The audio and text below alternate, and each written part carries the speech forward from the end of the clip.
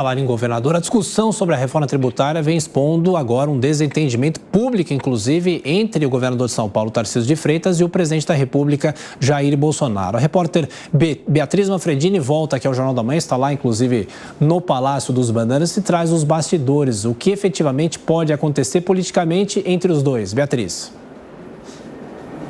Olha, Thiago, por enquanto não tem nada definido. O que eu consegui apurar é que ontem, depois desse racha, dessa espécie de discussão entre os dois, naquela reunião do Partido Liberal, eles não se falaram, não se conversaram ali durante o resto do dia e, por enquanto, não há nenhuma previsão de uma conversa ou de uma reaproximação. Eu ouvi de algumas pessoas ligadas ao governador Tarcísio de Freitas de que ele teria ficado bastante chateado depois daquela reunião no Partido Liberal. Tarcísio foi lá para tentar defender a reforma tributária. Ele queria convencer os parlamentares, os deputados federais, claro, a votarem a favor da reforma. Uma vez que foi para lá na terça-feira, desmarcou os compromissos que tinha em São Paulo para tentar negociar mudanças que ele julgava necessárias dentro do texto, conseguiu as mudanças que queria, então estava trabalhando para aprovação, para votação da reforma tributária. Isso não foi bem recebido, dentro do PL e pelo próprio ex-presidente Jair Bolsonaro. Os dois tiveram uma reunião no início do dia a sós, só com eles, uma reunião a portas fechadas. E minutos antes dessa reunião, o ex-presidente Jair Bolsonaro já tinha soltado uma nota dizendo não à reforma tributária, dizendo que orientava os deputados federais, aos 99, uma das maiores bancadas da Câmara dos Deputados, que votassem de forma contrária à aprovação do texto.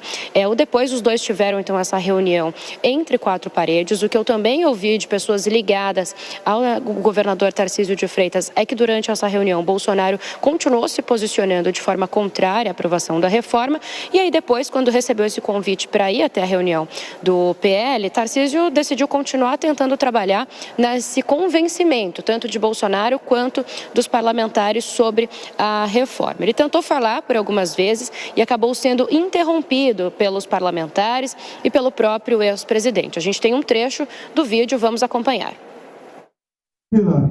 A Câmara, começa com vocês. Nós temos que ter alguns dias a mais para chegar no consenso.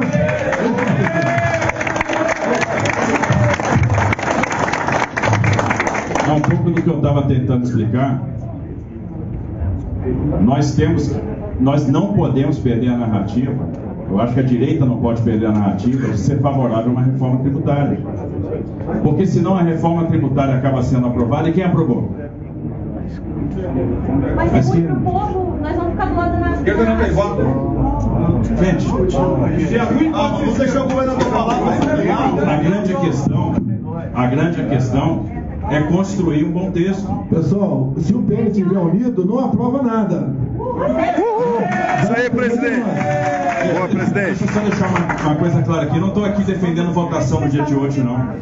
A avaliação de interlocutores de Tarcísio de Freitas é que ele foi bastante paciente durante a reunião, tentou argumentar e acabou então saindo chateado dessa discussão.